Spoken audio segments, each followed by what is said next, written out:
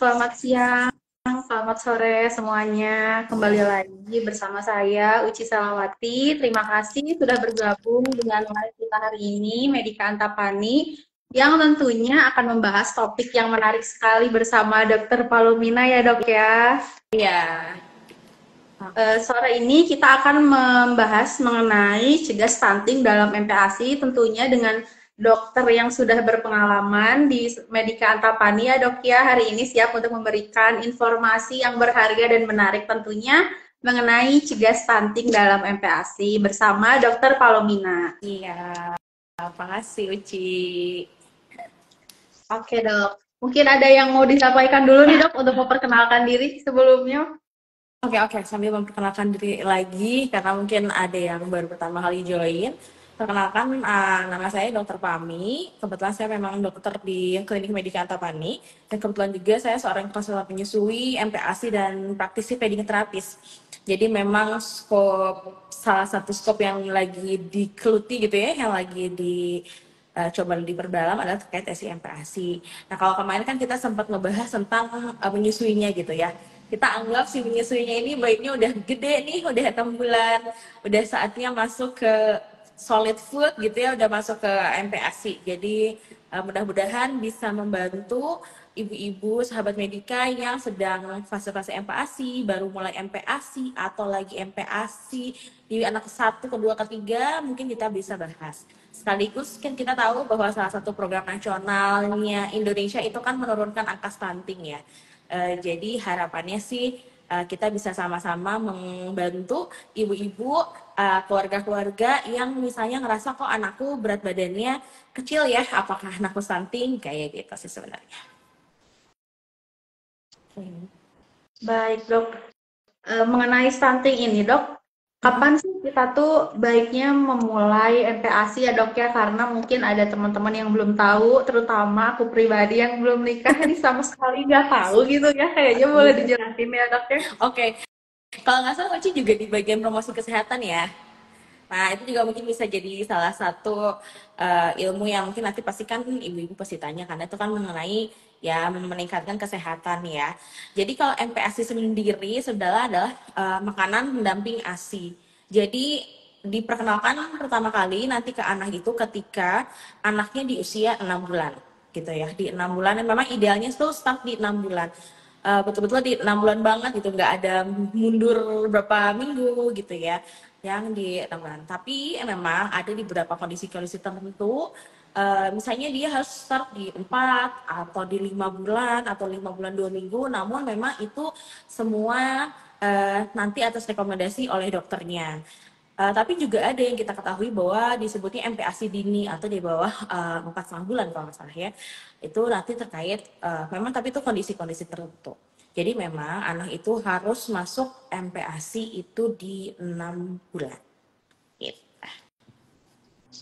Kan seperti yang kita tahu ya dok, kalau yang Uci tahu pribadi gitu ya mengenai MPASI kan ini 6 bulan ya Ya, dok, tapi ternyata ada kondisi yang dimana 4 bulan itu udah bisa dikasih. Itu betul. tuh kondisi seperti apa ya dok yang memang bisa nih dikasih lebih cepat gitu? Oke.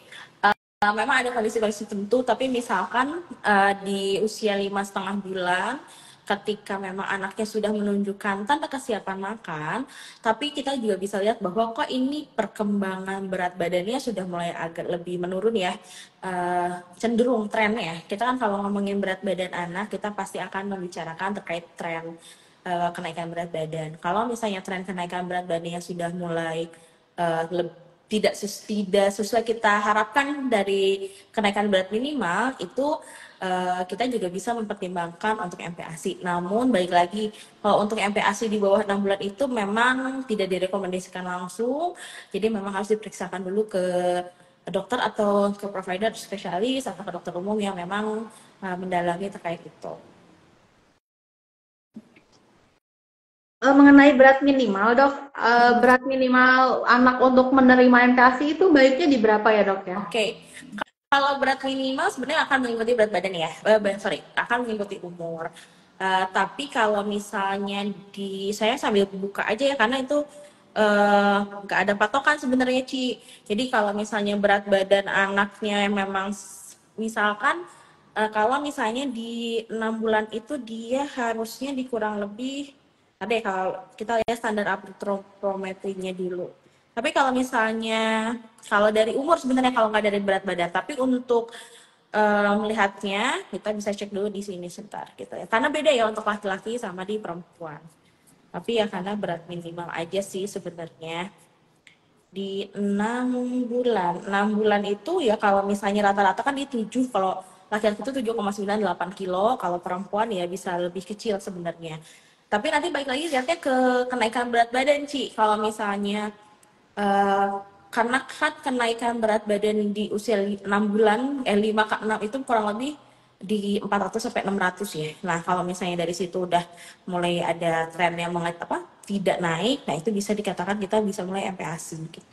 Jadi kalau misalnya usianya di 6 bulan, pasti 6 bulan sih kita nggak ngelihat berat badannya Pak.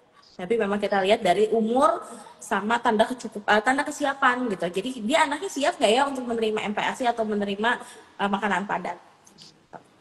Baik, berarti dok untuk MPASI ini tuh kan mulai makan ya dok ya, anaknya tuh mulai makan. Ada nggak sih dok makanan yang diprioritaskan nih supaya si berat badan tuh kenaikannya tuh bisa dikejar gitu? Karena kan ada standar ya berarti ya dok ya dalam Betul. kenaikannya tuh. Betul. Nah, kira-kira makanan apa aja sih dok yang emang bagus dan boosternya tuh bagus banget lah buat naikin berat badan gitu? Oke, jadi sebenarnya karena kita tinggal di Indonesia ya, Ci ya, karena kita tinggal di Indonesia, jadi memang kita kalau MPASI menggunakan standar yang sudah diberikan oleh Kemenkes, yang memang mengikuti dari panduan WHO. Walaupun sekarang lagi rame nih, Ci, terkait MPASI Jepang atau MPASI negara lain gitu ya.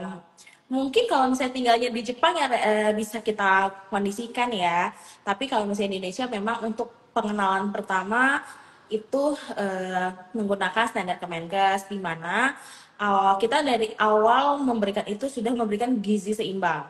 Jadi bukan lagi kalau dulu itu memang ada namanya menu 4 bintang, menu 3 bintang atau gitu ya. Kalau sekarang ya sudah menu lengkap. Menu lengkap itu apa? Jadi ada protein, karbohidrat, lemak, sayur, dan buah, walaupun hanya diperkenalkan. Nah, itu diberikan di setiap kali makan. Jadi, kalau ibu-ibu yang FPASI udah mulai, ini nggak usah ragu, kayak, boleh nggak ya aku kasih nasi sama ayam gitu ya di blender?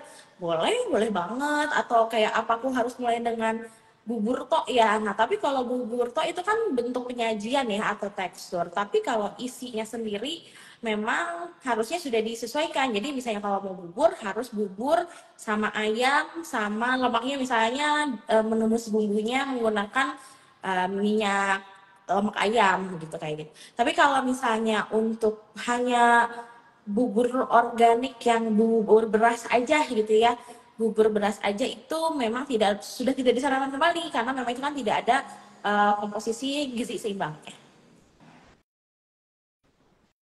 Oke dok, kan kalau tadi tuh mengenai makanannya ya dok ya, kan kalau untuk kita yang udah gede tuh banyak ya dok mengolahnya kayak digoreng, direbus kayak gitu. Nah, kalau MPASI sendiri ada nggak sih dok kayak tipsnya nih cara masaknya supaya gizinya tuh nggak berkurang, nutrisinya nggak berkurang, pokoknya tidak merusak kandungan makanan yang ada di dalamnya gitu. Iya, jadi sebenarnya kalau untuk kondisi memasak, pertama yang harus dipastikan adalah eh, kita bikin yang mudah. Kita bikin yang mudah dulu, yang mudah banget digunakan, yang dimasak oleh ibu-ibunya. Kenapa saya ngomong sama ibunya? Karena memang kan yang pertama akan mengolah masakan biasanya ibunya. Tapi kalau misalnya kondisinya memang harus ayahnya juga nggak apa-apa sih ya. Jadi beberapa teknik masak sebenarnya sama aja, tapi memang kayak ikan, kita tahu ikan lebih baik tidak digoreng dalam dengan api besar karena kan memang akan mengubah kandungannya ya gitu. Tapi kalau misalnya mau ya kan bisa dibikin bubur, bisa di steam atau bisa ditumis itu bebas. Tapi memang kayaknya kalau untuk anak itu lebih gampang mungkin dikukus kali ya untuk beberapa makanan dan dibikin bubur. Karena kan kalau kita ngomongin MPASI memang tekstur pertama yang diberikan itu adalah teksturnya eh, lembut gitu ya. Jadi dia kental, tapi kalau kita sendokin ke sendok dia nggak tumpah. Nah itu konsistensinya seperti itu. Jadi memang diharapkan kalau misalnya ibu-ibu yang masak, misalnya mau bikin bubur salmon gitu ya. Salmonnya mau dikukus dulu boleh, nggak masalah. Buburnya dari nasi campur air atau campur santan juga nggak masalah. Nanti kan uh, kita akan saring ya, kita saring sehingga nanti kita mendapatkan konsistensi yang kita inginkan. Tapi memang secara konsep makanan ada beberapa makanan yang memang lebih baik hanya direbus atau hanya dikukus untuk menjaga nutrisinya. Kalau sekarang tuh kan lagi ramai slow cooker ya. Nah, slow cooker juga sebenarnya secara klaim produk itu juga dia dikatakan bisa mempertahankan nutrisi. Tapi kita juga harus memastikan bahwa ada yang namanya safety food zone. Jadi kondisi di suhu-suhunya tuh harus aman gitu ya, yaitu di bawah 5 atau di atas 60.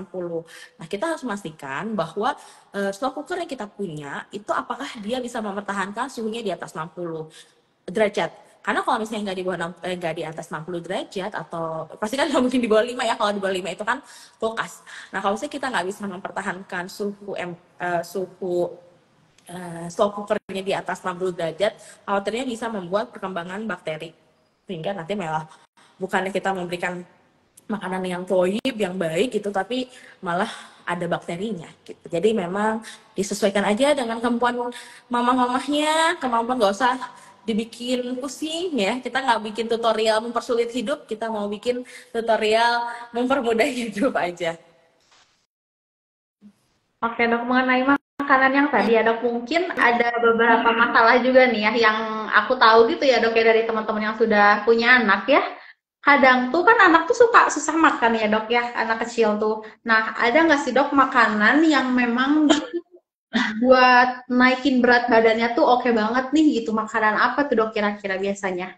Oke, jadi itu banyak banget ya yang suka ditanya ini sama mama, sama sahabat Medika kayak sebenarnya makanan apa sih yang bisa meningkatkan berat badan anak dengan cepat. Jadi kalau misalnya kita ngomongin berat badan, kalau mau meningkatkan berat, memang harus meningkatkan energinya gitu ya.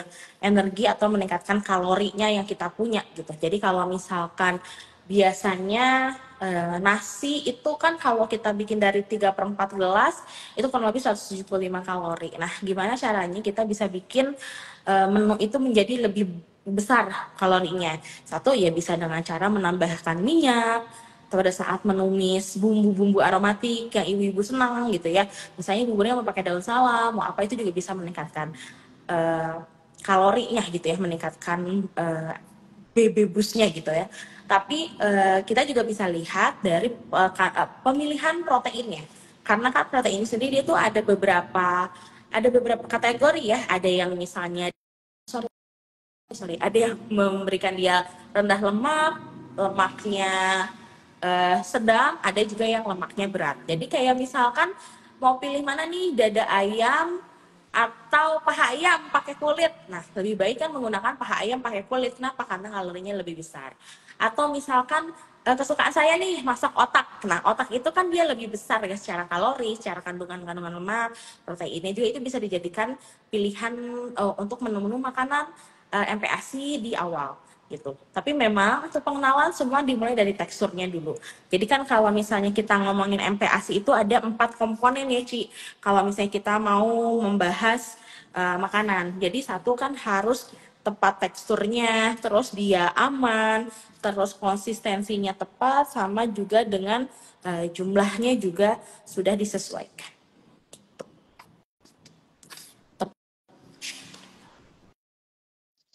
Oke, berarti kalau jumlahnya tuh ada lagi klasifikasinya ya dok ya, berarti sesuai usia kayak gitu. Betul. Jadi kalau dibilang sesuai usia, karena kan akan perbandingan perbandingan karbohidratnya, proteinnya itu nanti kan akan berbeda-beda sebenarnya.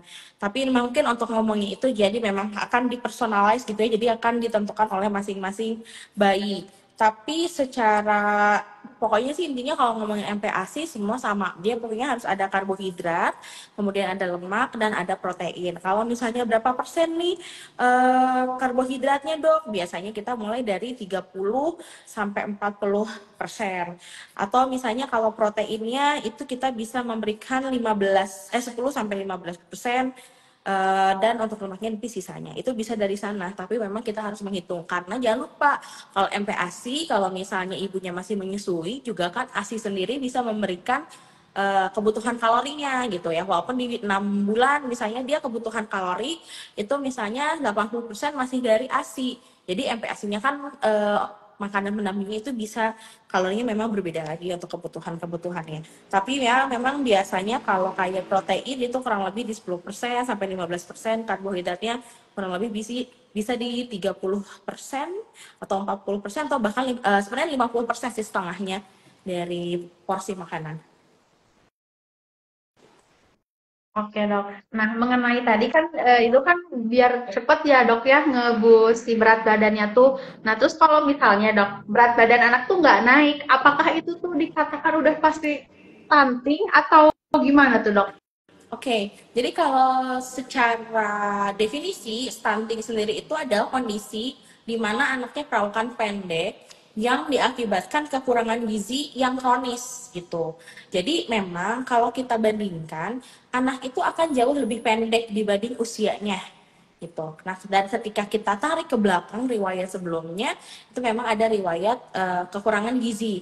Jadi memang ketika anak kita berada di kondisi underweight atau kurang gizi, kurang berat badan terus-menerus, tanpa ada intervensi, tanpa kita cari nih penyebabnya apa, dia bisa menyebabkan adanya ya pertumbuhannya nggak naik gitu kan. Karena kita untuk tumbuh, untuk tinggi itu kita butuh protein, kita butuh gizi juga. Nah kalau misalnya kita kekurangan gizi terus-menerus, kan berarti akan mempengaruhi untuk ke pertumbuhan tinggi anaknya. Jadi memang tidak semua anak pendek itu stunting, tapi kalau misalnya anaknya stunting itu pasti dia pendek dan diakibatkan oleh kekurangan gizi yang sudah lama. Gitu. Oke dok, mengenai stunting ini ya dok ya kan yang tentunya berhubungan sekali ya dok ya dengan MPASI. Nah, untuk orang yang awam gitu seperti saya ya dok ya, gimana sih cara mudah untuk mengenali bahwa oh ini tuh mengarahnya ke stunting loh kayak gitu. Itu gimana dok? Oke, jadi kalau untuk ibu-ibu, ayah-ayah, sahabat Medika yang ngerasa sebenarnya harus wajib nih di usia 5 tahun ya sampai 5 tahun itu ikut posyandu.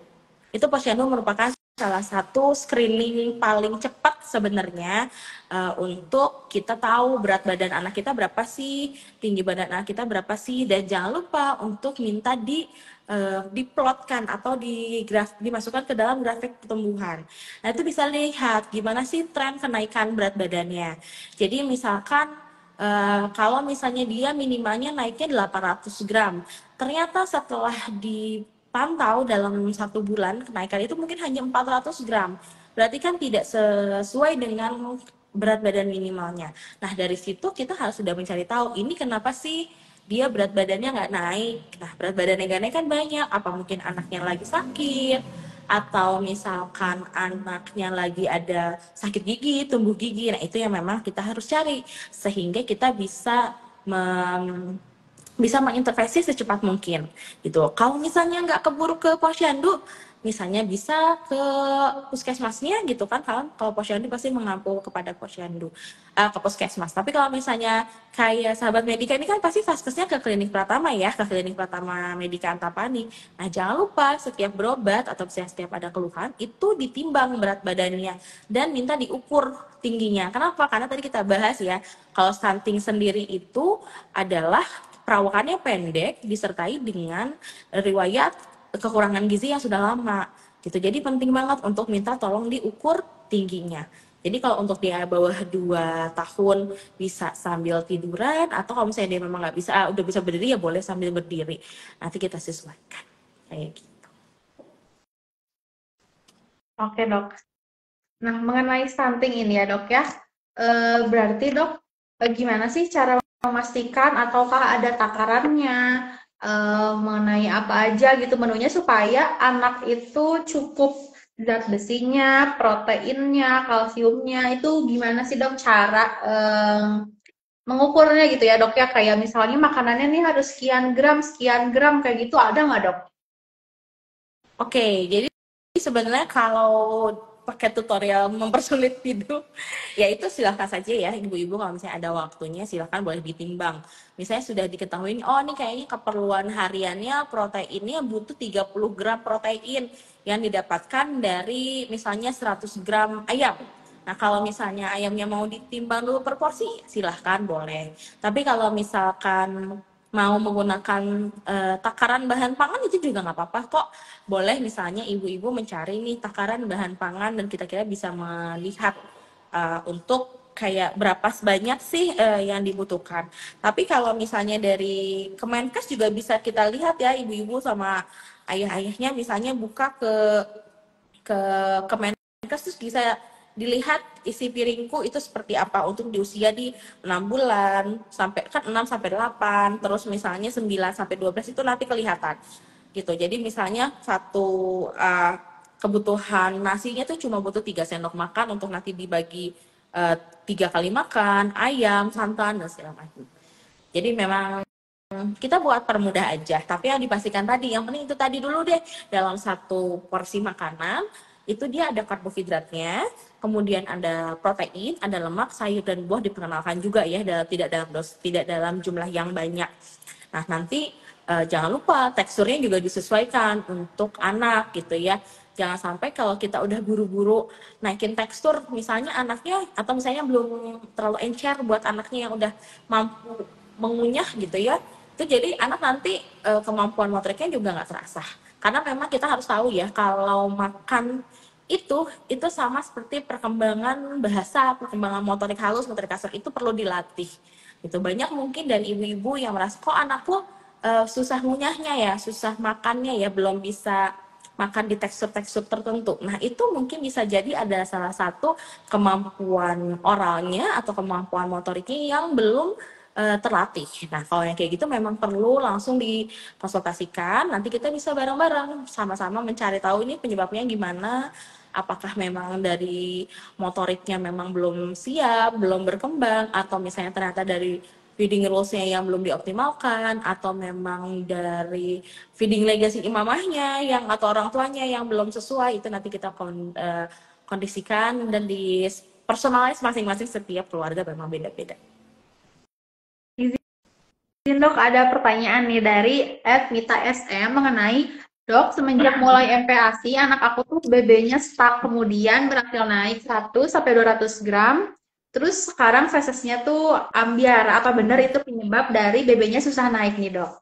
Oke, jadi gini, kalau misalnya kita ngomongin berat badan naik, ya betul. Kalau misalnya ada umurnya berapa ya, dikasih tahu nggak ya anaknya umur berapa? Usianya 9 bulan dok, Oh, 9 oke. bulan. 9 sampai 9 10 bulan. bulan itu sebentar ya, aku sambil cari dulu. Nah, jadi kalau kita, tadi aku tarik dulu pertanyaan yang ke BAB encer ya. Jadi memang kalau untuk bayi itu kita kadang suka lihat dari Bristol chart ya. Bristol chart itu untuk melihat kondisi BAB-nya. Nanti boleh deh di Google, namanya saya ditulisin ya. Namanya Bristol chart poop. Jadi memang normalnya itu kalau semua sih mau anak mau dewasa itu di nomor 3 dan nomor 4 jadi dia padat. Jadi ketika kok BAB-nya encer terus bergulir, berarti mungkin memang ada sesuatu di pencernaannya. Dari mana? Bisa dari makanan yang dimakan. Mungkin sebenarnya anaknya, jadi ada yang namanya food intoleransi.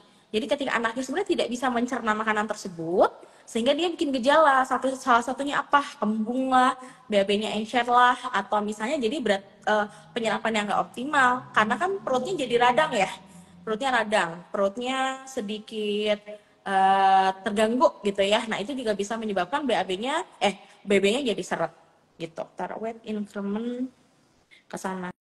Jadi ya memang terus sambil kita lihat juga kemampuan anaknya.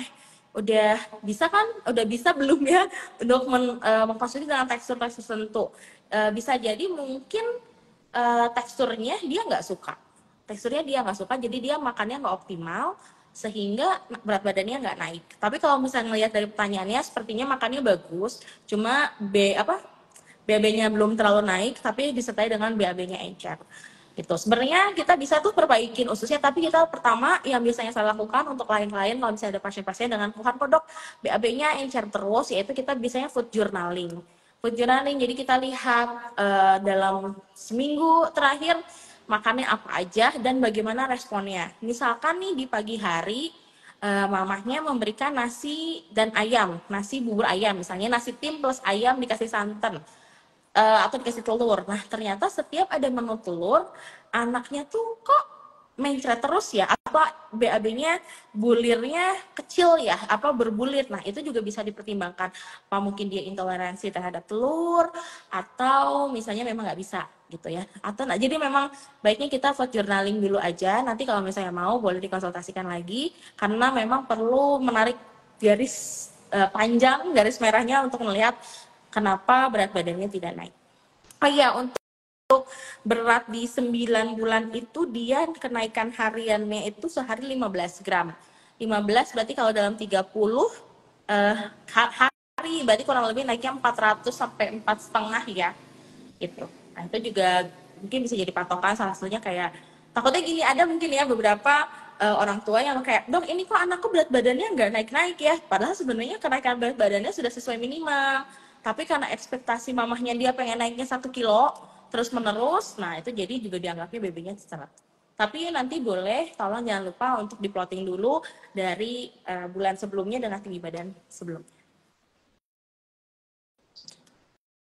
Oke dok, izin ada yang nanya lagi ya dok Boleh. ya dari Anzara Aulia Sadul. Dok, kalau katanya kalau MPASI bisa sekalian nyari tahu apakah anak alergi makanan atau enggak, itu tuh bener nggak dok? Gitu. Sorry diulang tadi kayaknya ini deh Oke, nge-lag. oke, boleh dok. Dari pertanyaannya dok, kalau katanya MPASI bisa sekalian nyari tahu apakah anaknya alergi makanan atau enggak, itu bener atau enggak Iya, ya dok? Gitu. iya bisa bisa. Jadi kita bisa tahu. Tapi kan kalau alergi itu sebenarnya sesuatu yang diturunkan ya. Jadi memang kalau orang tuanya ada alergi nih, misalnya papahnya tadi alergi susu, mamahnya alergi susu. Nah kemungkinan besar anaknya alergi susu itu juga bisa jadi. Jadi memang udah bisa kita ingat-ingat nih orang tua ada alergi apa. Tapi memang kalau dalam MPASI di awal, karena kan mereka terakhir makan itu ya makanan yang ASI ya dari ibu kita, dari yang ibunya minum aja atau ibunya makan. Uh, Sebenarnya mereka sudah terpapar dengan rasanya, tapi tetap aja dipaparkan kok. Kita misalnya, aduh dok saya takut nih anaknya makan keju atau makan telur. Nah tapi kalau misalnya belum dicoba, jadi memang kita nggak tahu. Jadi memang dengan MPASI itu kita bisa sekali tahu sih kayak anak ini itu alergi apa enggak. Tanda-tanda alerginya apa? Satu yang sampai berat itu ya anaknya sesak atau susah bernafas. Kalau yang gejala ringannya ya muncul ruam-ruam setelah dari makan tersebut gitu. Karena kan reaksi alergi itu reaksi cepat ya. Jadi mungkin ya sebenarnya langsung setelah makan bergejala juga sangat memungkinkan. Gitu. Jadi memang kalau untuk MPASI harus pelan-pelan pengenalannya gitu.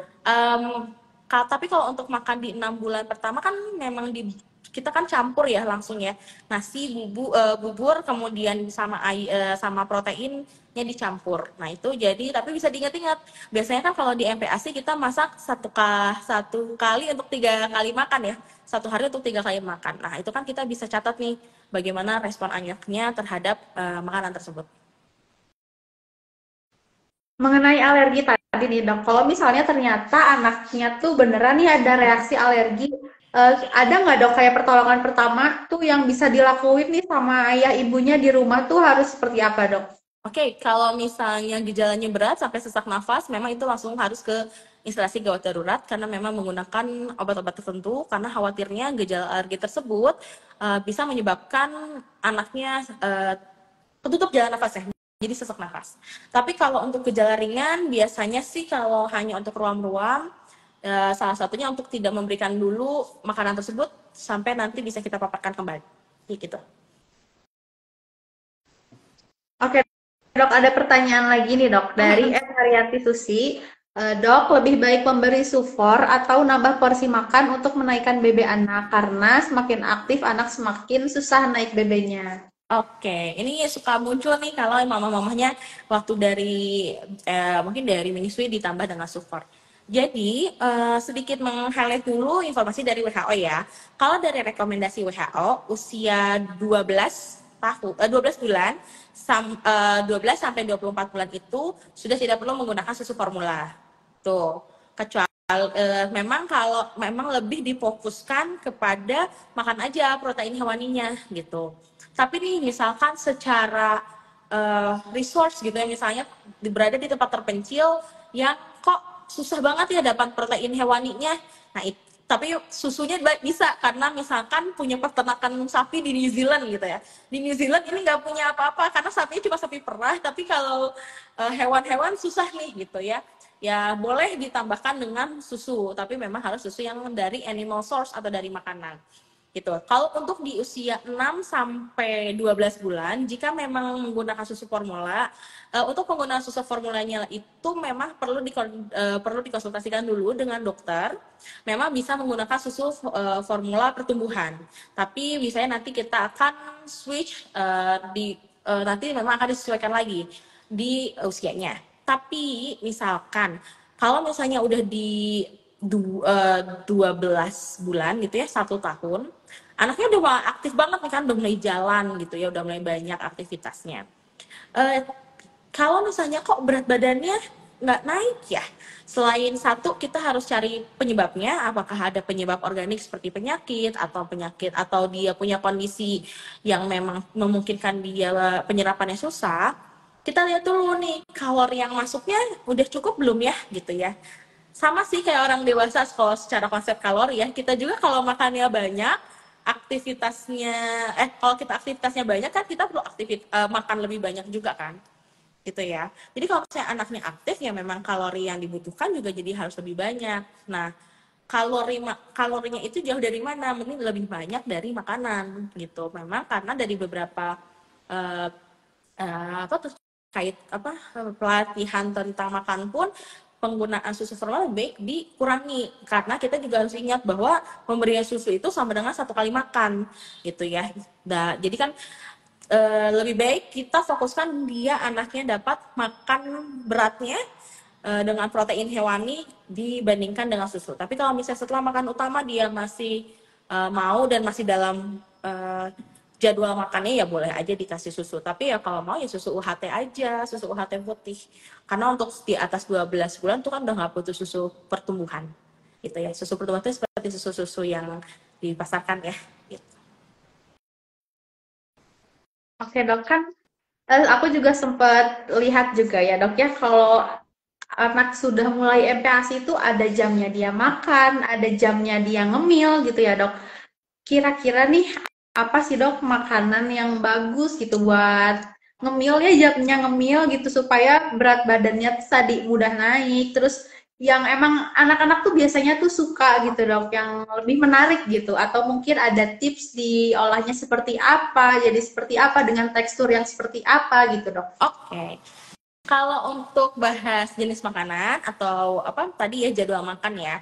Kalau untuk anak memang tergantung umurnya. Kayak misalnya kita mulai MPASI pertama di 6 sampai 9 bulan itu makanannya kita boleh 1 sampai 2 kali gitu ya, makanan utama karena kan masih komposisinya masih di MPASI. Kalau di snack boleh diberikan 1 kali atau sampai 2 kali juga, nanti dinaikkan secara bertahap. Tapi biasanya orang tua sudah memasukkan snack itu biasanya di usia 8-9 bulan kali ya. Di 9 bulan itu dia sudah mulai ada snack. Snacknya bebas, tapi yang pasti diharapkan satu untuk mengurangi produk-produk yang ultra processed food atau makanan yang kemasan cepat saji. Jadi bukan seperti ciki mungkin ya, kalau ada mungkin kakek-kakeknya atau nenek-neneknya biasanya yang kasihnya. Itu ya ciki-ciki, wafer, itu untuk dikurangin aja. Kalau misalkan mau memberikan snack, boleh aja lebih baik kita misalnya mamahnya membuatkan semacam finger food ya. Misalnya kentang kukus atau misalnya ubi cilembu, itu juga boleh gitu ya. Atau misalnya mau bikin yang padat gizinya gitu ya, misalnya mau bikin puding srikaya dari telur bebek, dikasih santan, dikasih gula merah gitu ya, itu juga masih diperkenankan. Dikukus, cara masaknya sih macam-macam ya gitu.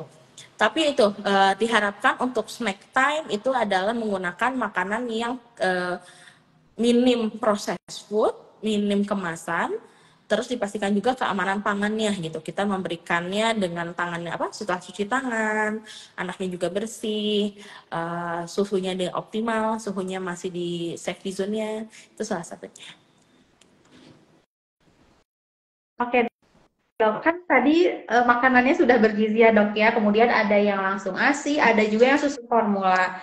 Nah, dengan gizi yang sudah dipertimbangkan tadi tentunya ya dok ya, anak kecil tuh perlu nggak sih dok kayak minum suplemen tambahan kayak gitu? Kemudian kalaupun memang perlu, yang komposisinya seperti apa sih dok yang baik dan yang tidak tuh yang seperti apa gitu? Oke, jadi kalau misalkan untuk suplementasi, memang yang lagi rame ya sekarang itu ada Fe, zat besi, iron gitu ya, kemudian vitamin D, kemudian zinc. Zinc ada juga yang beberapa yang memang berikan. Tapi memang kalau dari pelatihan terakhir yang saya ikuti, memang untuk pemberian zinc itu memang tidak rutin diberikan, memang lebih ada pemberian khusus misalnya untuk anak yang sedang eh, kejar tumbuh tinggi, anak-anak prematur itu memang diberikan suplementasi zinc. Tapi biasanya yang kita berikan itu adalah vitamin D. Vitamin D vitamin D3 itu sudah bisa diberikan di usia dari bayi sebenarnya dari neonatus. Di usia neonatus itu dosisnya bisa dari 400, dari 6 bulan MPASI itu 400, nanti kalau udah 1 tahun udah bisa naik di 600. Tapi memang kalau di neonatus yang masih bayi, kalau ibunya masih menyusui, ibunya konsumsi vitamin D juga ada beberapa penelitian, ada beberapa yang mengatakan bahwa dia akan transfer gitu ya. Jadi memang tidak perlu tambahan vitamin D, tapi diberikan juga tidak masalah. Vitamin D itu boleh diberikan, silakan saja. Tapi memang kalau dosis maintenance-nya atau dosis awalnya itu di 400 IU, itu silakan menggunakan merek apa saja. Terus kemudian juga ada pemberian zat besi. Nah, memang kalau zat besi ini kita termasuk yang salah satu anemianya banyak. Mungkin karena memang resource makanan kita tuh nggak kayak orang luar negeri ya, yang mungkin banyak makan daging, banyak makan makanan yang bahannya mengandung besi gitu ya. Jadi memang bisa diberikan. Nah, untuk pemberian zat besi ini ditentukan nanti oleh dokternya. Kalau misalnya tidak ada anemia itu menggunakan ya suplementasi gitu, profilaksis untuk diberikan di awal, dosisnya nanti akan ditentukan apakah dia cukup bulan atau enggak. Tapi kalau misalnya ternyata pas dilihat nih kok HB-nya memang kecil ya, nah itu berarti nanti akan masuk ke dosis terapi. Nah, anemia ini juga termasuk menjadi salah satu penyebab kenapa berat badan anak seret gitu ya. Karena ya itu tadi penyebab BB anak seret itu biasanya ada yang sering dari karena infeksi. Makanya mungkin ada yang kalau ibu-ibu ke dokter gitu ya, kan kita suka tanya ini pun lagi anaknya lagi sakit nggak, kita gali dulu penyakit infeksinya, karena biasanya mereka disebutnya sih silent disease ya, jadi nggak bergejala banget yang menunjukkan demam terus menerus, tapi ya dia gejala cuma BB-nya seret aja itu ya, anemia, infeksi saluran kemih, TB yang paling sering gitu ya, apalagi kalau misalnya kita kontak dengan orang yang sedang pengobatan TB. Baik, dok, mengenai suplemen tadi ya dok ya, kan memang banyak ya dok ya dijual di luaran gitu ya dok. Nah itu tuh baiknya tuh dikonsumsinya tuh ketika usia berapa sih dok gitu? Seperti yang tadi disampaikan ya, kalau untuk kayak vitamin D itu boleh dari usia 6 bulan, pas sudah mulai makan MPASI itu dosisnya di 400, kalau udah di atas 1 tahun itu dosisnya di di 600. Makannya ya setelah makan itu juga boleh, tapi untuk mereknya silahkan bisa dikonsultasikan atau bisa dicarikan di toko-toko apotek terdekat, karena kalau vitamin D masih terjual bebas ya. Tapi kalau misalnya kayak penggunaan zinc, zat besi itu memang perlu dikonsultasikan dulu kepada dokternya. Satu lagi mungkin probiotik ya. Probiotik ini juga sedang digaungkan. Sebenarnya banyak sekali influencer-influencer yang memberikan probiotik untuk anaknya. Memang konsepnya itu seperti dalam kalau saya bilang gut health protocol itu juga bisa ya, tapi memang itu perlu personalize lagi. Benar-benar hanya per klien tuh beda-beda, per orang beda-beda. Tapi memang harapannya kan perut kita itu banyak bakteri ya. Nah, bakterinya ini harus bakteri-bakteri baik, sehingga apa? Memberikan pencernaan yang baik juga, sehingga kalau pencernaannya sehat ya tubuhnya sehat. Untuk jenis probiotiknya sebenarnya memang yang ada macam-macam, tapi memang baiknya kita konsultasikan dulu aja. Mengenai probiotik ya dok ya, karena kan ini bukan cuma anak kecil aja ya Betul. dok, tapi anak gede kan juga sama ya dok ya, konsumsi juga. Nah, probiotik yang paling aman yang misalnya bisa dibeli sama orang tua di rumah tuh yang misalnya kandungannya yang seperti apa atau dari mana gitu Oke. dok baiknya. Kalau probiotik itu di pasaran ada beberapa jenis ya, tapi memang yang paling sering muncul itu ada dua, bentuknya serbuk atau bentuknya tetes. Isinya ada yang dari huruf L atau bacillus, sama ada yang lain, mangga nanti boleh konsultasi aja karena saya nggak mau sebut merek di sini. Tapi ya itu biasanya ada dua bentukan, serbuk sama eh, drop, karena memang dia sudah dipastikan dalam satu drop itu kita dibutuhkan sorry dibutuhkan misalnya lactobacillusnya dia butuh berapa unit gitu ya, 10 pangkat 9 unit gitu ya, memang sudah ada dosisnya. Kalau misalnya kayak di yogurt, yogurt atau misalnya kefir, kimchi, kombucha itu juga ada sih probiotiknya, tapi kan memang nggak semua anak kecil sanggup ya makan yogurt yang tawar karena misalnya nggak kuat gitu. Oke dok. Nah, kemudian dok, mengenai gizi ini ya dok ya, karena tadi udah dijabarkan banyak banget nih sama dokter Pami, salah satunya kan untuk kita tahu nih stunting atau enggak tuh bisa mengikuti posyandu. Apakah cukup dengan posyandu ini atau tetap harus dikonsultasikan dok mengenai gizi ini entah sama dokter umum atau dokter spesialis gitu dok?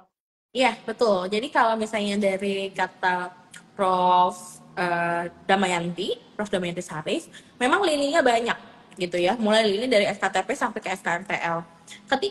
Makanya lini pertama ibu-ibu kader nih, ibu-ibu kader di posyandu. Tapi katakanlah nih kan semua sahabat medika vaskes pertamanya di klinik Pratama ya. Jadi ya mungkin dapat posyandu dari puskesmasnya, oke lah ya. Ikut, tapi misalnya aduh lupa nggak sempat datang nih, ya udah aja datang ke klinik Pratama, ke Medika Antapani, atau misalnya ke klinik utamanya, misalnya ke dokter, nanti ditimbang berat badan dan ukurnya. Kalau misalnya lini pertamanya ketemu sama dokter umum, itu ya nanti dokter umumnya menentukan ya anaknya eh, perkembangan dan pertumbuhannya gimana ya, eh, titik pertumbuhannya, growth chartnya gimana ya. Nah itu kita butuh intervensi. Nah intervensinya akan dipantau nih selama 1 sampai 2 minggu. Nanti kalau misalnya memang belum ada perbaikan, ya itu akan pasti rujuk ke dokter spesialis. Tapi memang perlu dengan indikasi gitu. Jadi memang kalau misalnya di Vaskes PPK 1 ya, nggak semua nggak semua berat badan kecil itu bisa dirujuk sebenarnya gitu, karena itu kan saat itu kemampuan dokter umum ya untuk dikerjakan gitu. Tapi kalau misalnya memang sudah ada indikasi dirujuk ya dirujuk gitu. Jadi memang boleh nih, misalnya kayak saya nih dokter umum menangani pasien-pasien dengan keluhan BB-nya nggak naik, nah itu memang perlu kami tata laksana segera mungkin, biar apa, biar tidak berkelanjutan, biar ketahuan nih penyebabnya di mana. Cuma memang kalau kayak sakit yang kayak sekarang ya, mungkin lagi sakit batuk pilek itu kan lama ya. Jadi sakitnya mungkin seminggu setengah gitu. Sedangkan untuk recovery-nya aja itu bisa 1 minggu lagi atau 2 minggu lagi. Nah itu yang memang perlu banget dicari. Jadi memang perlu konsultasi kepada dokter terkait pertumbuhan dan perkembangannya. Gitu. Terkait tadi kan sebetulnya berarti bisa ya dok ya ke dokter umum. Nah itu tuh baiknya tuh dilakukannya tuh kita konsultasinya tuh berapa bulan sekali sih dok? Atau ya memang kalau misalnya selama di posyandunya nggak ada masalah ya udah nggak perlu, atau memang ada ataupun tidak ada masalah tetap harus dikonsultasikan misalnya dengan jangka waktu tertentu dok. Oke, kalau misalnya kondisinya normal nih, misalnya kondisinya berat badannya bagus, nggak ada masalah, ya udah nggak perlu, kita bisa lanjutkan aja pemberian makannya dengan aturan yang sama gitu ya. Namun pasti jika kita sudah merasakan ada keluhan, misalnya kok ini anaknya berat badannya seret, terus misalnya kok ini anaknya ngemut mulu ya, ngemut banget, makanan dikemut terus. Nah, kenapa ya? Nah, itu sudah mulai harus dikonsultasikan. Karena mungkin nanti kita perlu feeding terapi gitu. Apakah anaknya perlu ada stimulasi oromotor, atau misalnya ternyata secara kemampuan anaknya itu belum bisa naik tekstur gitu. Misalnya dia di usia 7 bulan nih, tapi sama yang ngasuh, pengasuh baik orang tua atau yang nenek atau misalnya eh, nenek gitu ya, sama atau kakeknya diberikan langsung nasinya nasi yang butir-butir keras gitu ya. Nah mungkin anaknya nggak bisa ngunyahnya, sehingga selanjutnya akan berlanjutan tuh menjadi nggak mau makan karena dia tahu nih, wah tekstur yang sebelumnya nggak bisa nih, aku nggak mau makan lagi deh. Nah itu juga memang harus dikonsultasikan. Jadi memang ketika mama-mama sudah menemukan kok rasanya ini ada yang nggak biasa ya gitu ya, kok nggak belum sesuai dengan kenaikan berat badan minimalnya, memang harus langsung dikonsultasikan. Termasuk kayak mengemut, ngelepeh, eh, terus kayak muntah lagi kayak gitu terus. Nah itu juga perlu dikonsultasikan. Atau misalnya kok ini makannya lama banget ya, sampai 1 jam nih ya. Nah itu juga memang harus langsung dikonsultasikan. Kalau aku mah kayaknya kebanyakan makan deh dok, kebanyakan lemak. Kalau Harus kayak kontrol gitu nggak ya dok? memang, kalau kita memang kebanyakan makan, kita tuh makannya dengan indah gitu ya, gitu. Sudah udah bukan MPASI lagi. Kalau kita MPASI-nya di usia 27 plus, jadi semuanya udah bukan gizi seimbang lagi, gizi banyak gitu. Kalau kita mah kayaknya udah bukan gerakan tutup mulut tapi buka Iya, mulut terus ya dok ya. kamu tuh kayak baru aja ngunyah kok udah kayak pengen ngunyah lagi. Nah harusnya feeding legacy yang gitu ada diturunkan kepada anak-anaknya. Ya, anaknya ya dok ya, biar buka mulut terus ya. Nah, Betul. tadi kan mengenai stunting ya dok ya. Kalau stunting tuh ada nggak sih dok kayak yang harus diwaspadai itu cuma dari usia segini sampai segini aja loh gitu kalau stunting tuh gitu. Ya, kalau misalnya Masih penasaran dari tentang itu dok. jadi kalau misalnya dari pemerintahan gitu ya, memang kita akan melihat stunting itu di 1.000 hari kehidupan pertama. Jadi mulai dari bayi itu dia harus kita pantau gitu ya. Jadi saya dari bayi itu mamahnya itu harus sehat, banyak gizi. Mama nggak boleh anemia, makanya perlu banget kontrol ke bidan atau ke dokter spesialis. Nah nanti atau dokter spesialis kebidanan. Biasanya kita pantau sama usia 2 tahun. Nah ketika di atas 2 tahun tapi memang sudah stunting, itu nanti kita akan intervensinya memang untuk mencegah biar tidak terjadi komplikasi. Jadi memang dari awal udah kita pantau gitu, dia kenaikan berat badannya dari bayi itu kan dia harus dari janin sampai dia dihamil itu kan harus naik tuh berat badannya, perkembangannya harus bagus. Oke, berarti kalau misalnya para orang tua di sini ya dok yang menemukan anaknya tuh kayaknya berat badan atau berat badannya bermasalah gitu mengarah ke stunting tuh berarti sebetulnya bisa banget ya dok ya ke dokter umum supaya dapat tindak lanjutnya harus kayak gimana gitu ya dok ya. Betul, betul, betul. Jadi kalau misalnya mama udah ngerasa kayak kemarin nih kita ada saya ada klien, dia memang pos pos pengobatan lah ya, memang sudah selesai pengobatan yang 6 bulan. Kemudian nanya nih, kenapa ya berat badan anak saya nggak naik-naik? Nah itu kan kita perlu cari tahu nih, apakah memang masih ada infeksi lagi? Infeksinya banyak nih, misalnya ataukah dia ada anemia? Terus kita perlu tanyakan juga kepada orang tuanya, pada mama dan pada ayah, ini makannya gimana gitu. Dia bisa nggak ngunyah sesuai usianya nih, misalnya kan usianya udah 2 tahun gitu ya, 2 tahun tuh dia sudah harusnya udah bisa ngunyah makanan yang konsistensinya lebih keras gitu ya. Sudah bisa makan sendiri gitu. Nah itu perlu dilihat. Terus apa gimana nih? Kebanyakan misalnya nih salah satunya, dok, anakku tuh berat badannya kecil banget, makannya nggak mau, tapi minum susunya banyak, dok. Nah itu gimana ya? Itu juga bisa jadi salah satu penyebab nih kenapa anaknya nggak mau makan gitu, karena pemberian susunya banyak. Karena tadi kita udah sepakati ya, kalau 1 kali susu itu sama dengan 1 kali makan gitu. Jadi kalau misalnya diberikan makan duluan gitu ya, diberi susu duluan sebelum makanan utama, pasti kenyang dong gitu. Jadi anaknya nggak mau makan dong gitu. Makanya dari penelitian yang namanya feeding rules itu dipastikan dioptimalkan gitu, walaupun memang butuh berkali-kali latihan. Di mana ibunya yang latihan, anaknya latihan, papahnya juga latihan. Jadi ketika pemberian makanannya sudah optimal, penyerapan tubuh juga sudah optimal, berat badan juga akan naik optimal. Nah, kalau berat badannya naik optimal, tinggi juga akan ikut mengikuti gitu ya, sehingga akan mencegah dari stunting. Jadi makanya kenapa MPASI ini salah satu periode yang penting gitu ya untuk mencegah stunting ya, karena kita harus memastikan bahwa gizi yang diberikan kepada anak kita itu sudah optimal. Oke. Oke dok, menarik banget ya dok pembahasan hari ini. Sangat informasinya juga lengkap banget dari Dokter Pami, mudah dipahami juga. Sebelum kita mengakhiri live hari ini dok, ada nggak pesan untuk Dokter Pami mungkin atau tips atau apapun dari Dokter Pami buat sahabat Medika di sini yang mungkin punya anak ya dok ya, yang anak-anaknya masih pada kecil yang khawatir nih mengenai stunting ini gitu. Oke, jadi mama-mama dan ayah-ayah sahabat Medika, jangan lupa untuk setiap bulan memeriksakan kondisi pertumbuhan dan perkembangan anak, mulai dari berat badan, tinggi badan, lingkar kepala, lingkar lengan, terus jangan lupa ya perkembangan motorik halus dan motorik kasarnya juga diperiksakan. Terus ketika misalnya mama-mama nih sudah merasakan kok ini berat badannya nggak naik ya, kok berat badannya nggak sesuai grafik pertumbuhan ya, langsung konsultasikan kepada dokter. Nanti kalau misalnya memang ditemukan, oh ternyata memang ada sesuatu yang harus distimulasi atau diberikan terapi, ya nanti kita akan terapi. Kayak gitu. Jadi kita bisa mencegah stunting mulai dari atas. Gitu. Oke, Dokter Fami, terima kasih banyak informasi hari ini. Happy banget dapat ilmu baru meskipun belum punya anak gitu Ya, ya. Menikah juga belum. iya, Tapi iya. sangat nambah ilmu baru banget nih gitu ya, Dok ya.